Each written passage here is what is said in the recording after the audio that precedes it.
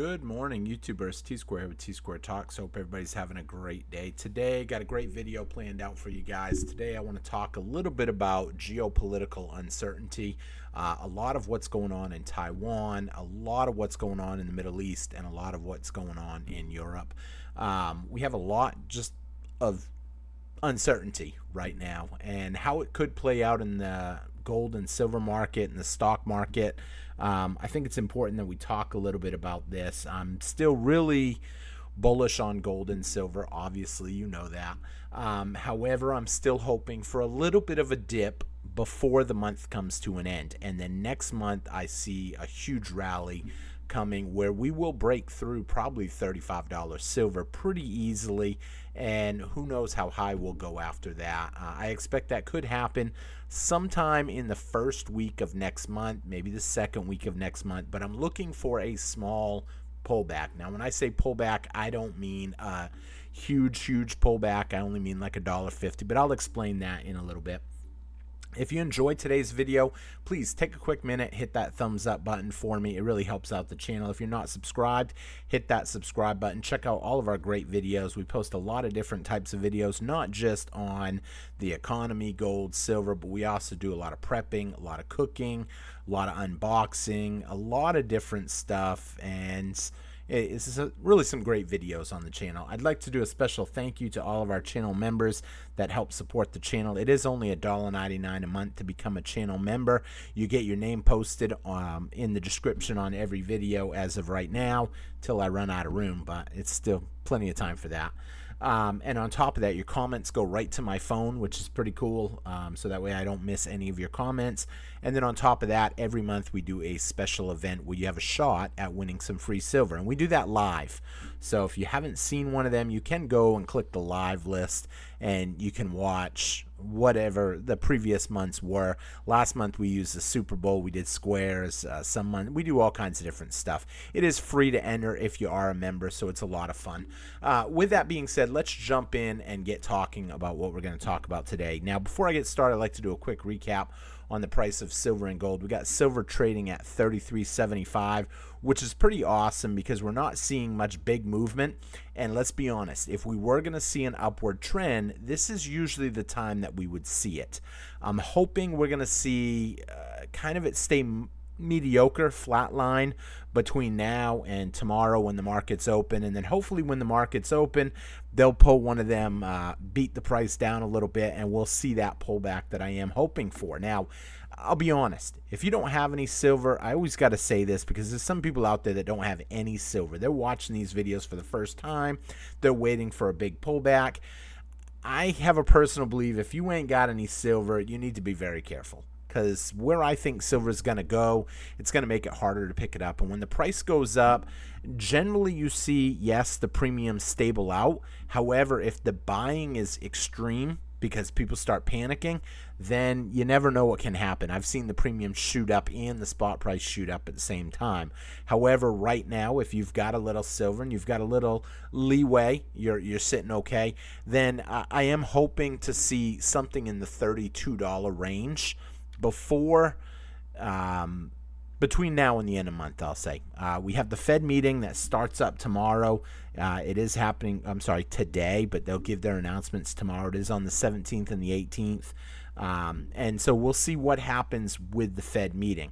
A lot of people thinking they might cut interest rates. If they cut interest rates, that could really catapult silver and gold up higher, and then we can probably kiss our dip goodbye. It's going to be very difficult to short silver enough if we see another price increase, a Fed rate cut and the price increases in gold and silver. It's going to be hard to short it down, especially with the taking delivery that we're seeing in gold and silver happening right now. But we'll see how that plays out. And then obviously we are ending the first financial quarter, which obviously a lot of short positions will cover between now and then. So we'll see how that plays out and how many of them will cover and how many will take delivery and how many new shorts will be put on the market to beat the price down. With that being said, taking a quick look at gold, we have gold kind of still trading flat. It's only up $6, not anything major in my opinion. again, same thing. I'd like to see the price of gold kind of just stay stable for the evening, and that way they can beat it down when the markets open in the morning. Now, will they do that? Who knows? I think it has a good chance. A lot of it is going to depend on what happens with the DXY. I'm keeping a close eye on the DXY right now, because if we start seeing the DXY go into 104, 105 on Monday, chances are they'll push it maybe to 106, maybe even get lucky and see it go up to 107 on the day of the Fed announcement. If that happens, that's going to make the dollar look strong in the eyes of a lot of people, and it could trigger a sell-off in paper precious metals. That could give us the buying opportunity that we need. Once again, though, if you don't have any precious metals, I would be very cautious. But if you're like me and you've got some already under your belt, then maybe you're looking for that buying opportunity. And I always got to tell people, I know a dollar probably is not going to make a difference, or $2 in the grand scheme of things. If silver dropped right now, $1.50, $2, is it going to matter in a year from now? Not likely. The only way it would matter is if you're putting in an order for 100 ounces or a couple hundred ounces of silver, and all of a sudden you save $1.50, $2, and you take that savings and you add more ounces on. Because where silver's going, every ounce of silver is going to translate to big money, in my opinion. Or at least, good money, I got to say. So with that being said, let's jump over and we'll talk a little bit about the economy and the geopolitical uncertainty. Real quick, the economy, a lot of people are getting worried about what's going on. China is announcing their plan to boost their consumption. As of right now, the U.S. consumes a lot of stuff. But with the tariffs, the price increases, the inflation, everything, a lot of Americans are slowing down their purchases. If we don't see interest rates come down, Americans will start slowing down on what they're buying. And the reason they're going to do that is because their credit cards, let's be honest, most Americans are living off credit cards right now.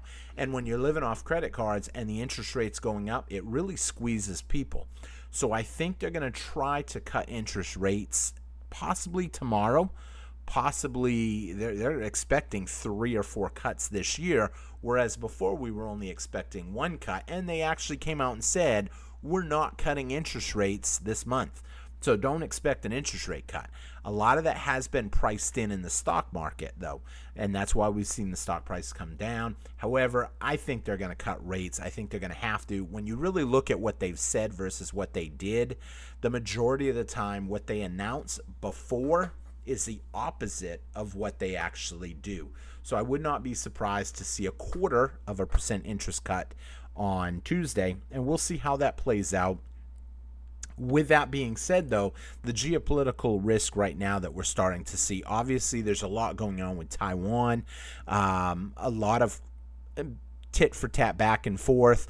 When you start having that, it just escalates things. Instead of trying to de-escalate, it feels to me like everybody is trying to push people, because you got Taiwan that essentially has the backing of America, and you have China that, right now they're a superpower. And so it kind of makes a little bit of an issue when they keep escalating these tensions. Now, whenever the economy's bad, let's be honest, what do they always try to do? They always try to go to war, unfortunately. Everybody thinks that war is great for the economy. The truth of the matter is, in my personal opinion, war is not great for the economy. The only way it's good for an economy is if you're not participating. If you're selling to one side, then obviously it's a good deal, because you're selling your goods and items and weapons and supplies to one side. So it boosts up your economy. But if you're involved in it, then it's not good for the economy. And I wouldn't even be surprised to see, the U.S. I think the U.S. is thinking, hey, this is going to be good. If this breaks out, this will help the economy. So it's no big deal. But you got to understand it's not good, because we're ultimately spending huge amounts of money and kind of just wasting it, essentially, because there's not really much to show for a war. And obviously that is really good for precious metals, because a lot of people see war and all of a sudden you do see huge gains in the price of precious metals when that happens. With that being said, though, I don't want to see anybody, pass away for essentially a profit. I do have the limits. So, taking a look at what's going on in Iran, obviously, some of y'all have been following this because I seen a couple comments yesterday on this. Trump launches large-scale strikes on the Houthis. At least 31 passed away. Obviously, this is going to cause more tensions, especially with Iran. And we'll see how this plays out. Already, you have Iran threatening some kind of a response. We'll see what their response is. As you move on, though, I want people to understand safe haven assets and how that plays out during geopolitical uncertainty. Safe haven assets are items like gold and silver that when people start panicking about the economy, because let's be honest, when you go to war, obviously the stock market tanks. I actually have that pulled up somewhere here, but they did get out of order, I guess. Oh, I guess I didn't pull it up. Generally, when you go to war, the stock market tanks. And it puts people in a position on where do they put that money. Now, a lot of people are going to push their money into gold, into silver, or into Bitcoin, or even treasury bonds. They do value treasury bonds. However, with the uncertainty right now of the U.S. and its debt limits and how we just keep going into debt, the likelihood of making any money, I mean, inflation is just rampant, and essentially you're not really making very much. So a lot of people, I think, are going to push into Bitcoin, gold, or silver. Now, the problem with those assets, we'll talk about Bitcoin first. Bitcoin right now, it looks good. It's up 1% today. But the problem is when you zoom out, we're starting to see it struggle and we're starting to see it slip. And I think really we're just a step away from, I would not be surprised to see Bitcoin break another temporary low this week even. I'm talking this week. So if you see $77,000 Bitcoin this week, possibly even lower, we've seen a low of 80,300. We've seen another low of 79.5. I think we're going to see another one of 77 or less this week. So I would not want to get into Bitcoin right now. I mean, when you look at 1 month and you're down 13%, Bitcoin is hemorrhaging money, and a lot of people are getting nervous. Now, what is looking good, though, obviously, is gold. A lot of people are looking at gold as the ultimate. It's proven during times of war. I remember during Operation Freedom, Operation Desert Storm, all the different wars that we've seen in the Middle East. Once we had it break down in Ukraine area and Russia, we've seen also gold spike. So a lot of times when wars start breaking out, gold and silver do really well. And at a time where literally this is the gold year to date. I mean, it's looking really good year to date. When you look at it over the 1 year chart, you're seeing a pretty good trend in an upward direction. That's mostly smart money. That's big banks. They understand what's going on. They understand that if we go to war, gold and silver are going to go up pretty good. They also expect that even if the economy tanks, you will probably see gold and silver continue to climb.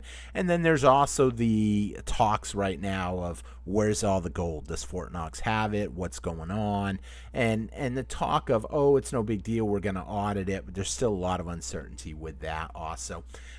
Taking a look at silver, what a lot of people don't realize is silver tends to really ramp up after gold. Gold always takes off first. I actually had a comment today where the person was telling me how technically a lot of people will get into gold first and then they will actually pull out of gold and push it all into silver, and that way they can catch both rides up essentially. Now, I don't know 100% if that's true or not. However, I do know that gold always comes in ahead of silver, but then once they both start moving upward, you end up seeing the faster pace, the higher returns, the bigger percentage gains on silver.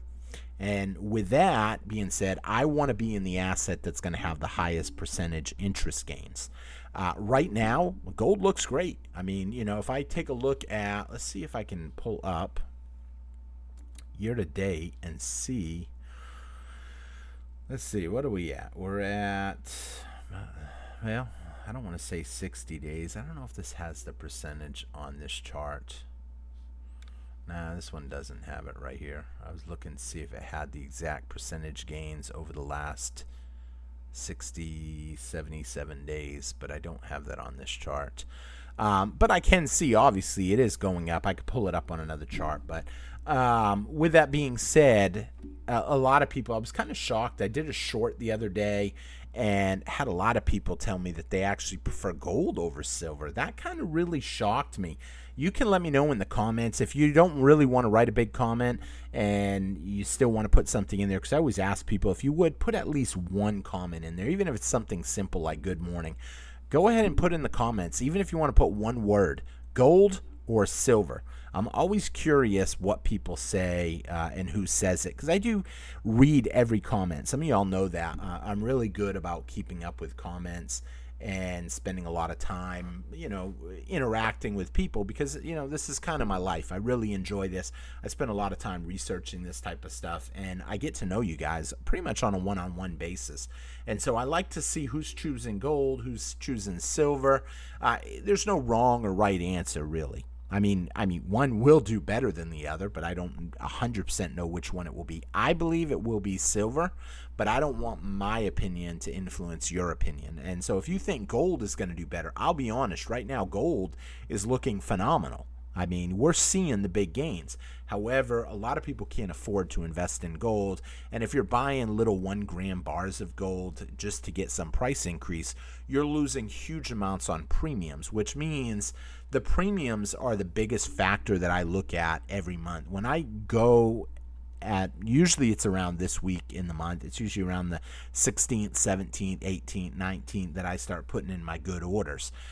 If I see better deals in terms of premiums on gold, then sometimes I will buy gold. And you've seen that, me ramp up gold purchases, because I'm seeing lower premiums on gold and higher premiums on silver. And I know both of them are safe haven assets. So the truth of the matter is both are going to perform really well, but one of them will outperform the other for sure. We see it every year, obviously.